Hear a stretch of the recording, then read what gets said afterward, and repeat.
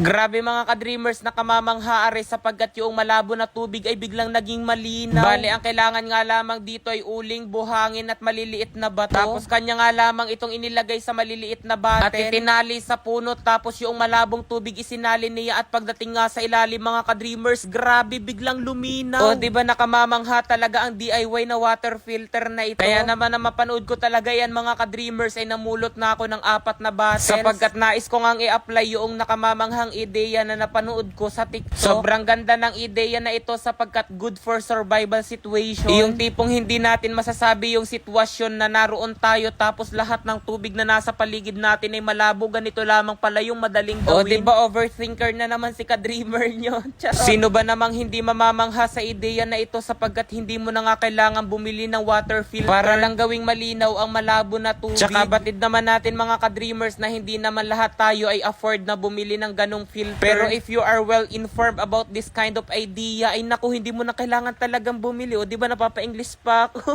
Dahil ang kailangan mo nga lamang sa DIY na water filter na ito ay dinurog na uling tapos buhangin. Syempre kailangan din nga pala rito mga ka-dreamers ng maliliit na bato na ilalagay din sa pinutol na bote. Kaya naman nanguha na nga ako riyan at inilagay ko na rito sa aking bote na pinutol kanina. At nang maihanda ko na nga pala lahat itong kakailanganin ko sa DIY na water filter ay isinet aside ko muna ang ilan tapos itinali ko na nga isa-isa rito sa puno tulad noong napanood ko. Bale, ganyan dapat mga ka-dreamers ang arrangement nila. Syempre, for testing the effectiveness, kumuha na ako ng malabo na tubig. So ayun mga ka-dreamers, nagawa ko na nga pala itong DIY na water filter na kapag nga raw ginamit ito, itong malabong tubig ay magiging malinaw tulad ng mga nakikita natin sa mga machine, tulad ng mga nakikita natin sa water station. So yan, susubukan natin kung legit nga ba talaga yung napanood ko na kaya nitong gawing malinaw itong labo na tubig. Ang ginawa ko nga lamang dito mga ka-dreamers, meron akong 3 filter. Meron ako rito sa bahaging itaas na bato-bato. Meron naman dito sa pangalawa na medyo buhangin.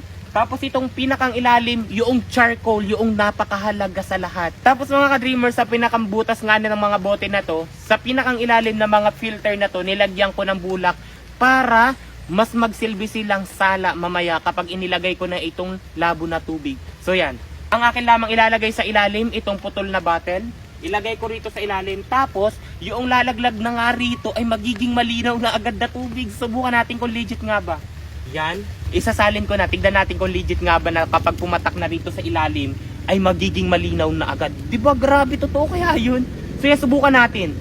Okay? Kapag daw inilagay ko rito yung tubig, pagdating dito sa ilalim, malinaw. O diba nakamamangha? Legit. Tignan natin kung legit.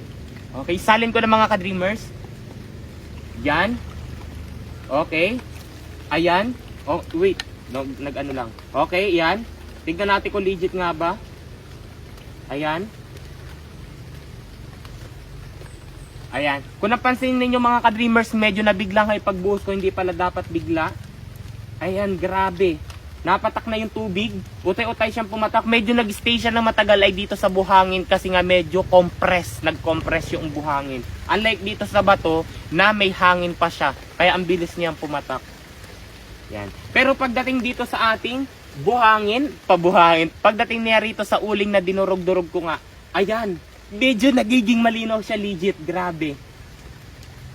Medyo mabagal lamang yung pagpatak niya, tulad noong napanood ko.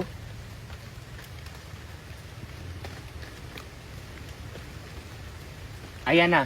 Medyo na ano na siya. Nag-stay siya rito ng matagal. Oh, di ba? Tapos may napatak-patak na siya rito mga ka-dreamers. Tignan nyo. Tignan nyo yung napatak-patak dito. Ayan oh. Ayan.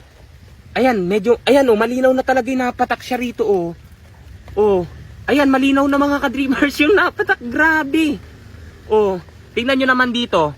Ayan, napatak na siya rito mga ka-dreamers. As you can see, tingnan nyo na yung tubig dito sa ibabaw. Napakalabo na tubig na aking isinalin. Pero yung pumapatak na rito, medyo nagiging malinaw na.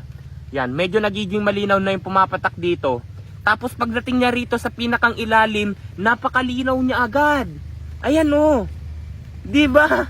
Grabe. Grabe. Legit nga pala talaga mga ka-dreamers. Pero tignan natin. Hintayin nating maging marami na yung tubig na nasa ilalim mamaya. Grabe. After ko nga talaga maghintay, tignan nyo na yung tubig na nasa ilalim na pumapatak. Ayan o. Napakalinaw. So yan mga ka-dreamers. Oh, nawala na yung tubig dito kanina. Tapos, ayan. As you can see kanina talaga, utay-utay lamang siyang pumapatak. Tignan nyo yung tubig kanina. Di ba napakalabo yung tubig? Tignan nyo na yung pumatak. Napakalinaw. Dahil dito mga ka-dreamers, kapag pumatak na siya rito sa buhangin, tapos papatak na nga rito sa dinurog-durog ko na uling, at kapag pumatak na siya rito sa pinakang ilalim, ayan, napakalinaw mga ka-dreamers. Legit nga pala talaga ang ganitong DIY filter na kapag nga napakalabo ng tubig at hindi mo na kayang gamitin kasi napakalabo na, nandidiri ka, pwede mong gawin ang ganire ng libre kasi magiging malinaw yung napakalabong tubig. Di ba ang galing? Oh. Di ba napakalinaw na niya? Oh. Di ba? Pero ang hindi natin masisigurado mga ka-dreamers ay yung kalinisan ng tubig kasi hindi naman natin masasabi na kapag ang tubig ay malinaw, malinis. Ang napatunayan lamang talaga natin ay naging malinaw yung tubig pero it doesn't mean na ito ay pwede na or malinis at pwede nang gamitin. Hindi tayo sure kung wala na ba talaga tong bacteria. Pero ang maganda, napatunayan nating malinaw na siya. Oh! 49,500! I won! 83,100. Ngayon mga ka-dreamers, tuturuan ko kayo kung paano kumita ng napakalaki rito kay PH Pasay. Nasa comment section lang ang link para mag-register at mag-deposit. Huwag nyo kalimutan mag-screenshot sapagkat mamimigay ako ngayon sa GCash. So yan, maglaro ako ngayon dito kay Super Ace. Play! Ito yung pinakamaganda scatter agad sapagkat may 10 spins siya mga ka-dreamers. 400 na agad oh. O yan yung scatter na sinasabi ko. Napakaganda niyan dito kay PH Pasay. Play! 800 agad. Oh, 1, 2. 1, 2. 1, 2. 1, 2. 4,000. 2, 4. 1, 2. 2, 4. Oh, 49,500. 5,000. 10,000. 1,000. Grabe! Tingnan nyo mga ka-dreamers. Look at this. I won 83,100. Ang akin lang tinaya, 200 pesos. Oh, di ba napakadali lamang talaga kumita rito kay PH Pasay. Kaya kung nais nyo rin kumita mga ka-dreamers, nasa comment section lang ang link para mag-register at mag-deposit. Huwag kalimutan mag-screenshot at ilagay sa comment section sapagkat mamimigay ako sapagkat nanalo nga ako. Ang daming sapagkat pero dahil ako'y tuwang-tuwa, mag-register at mag-deposit na kayo. Yun lang.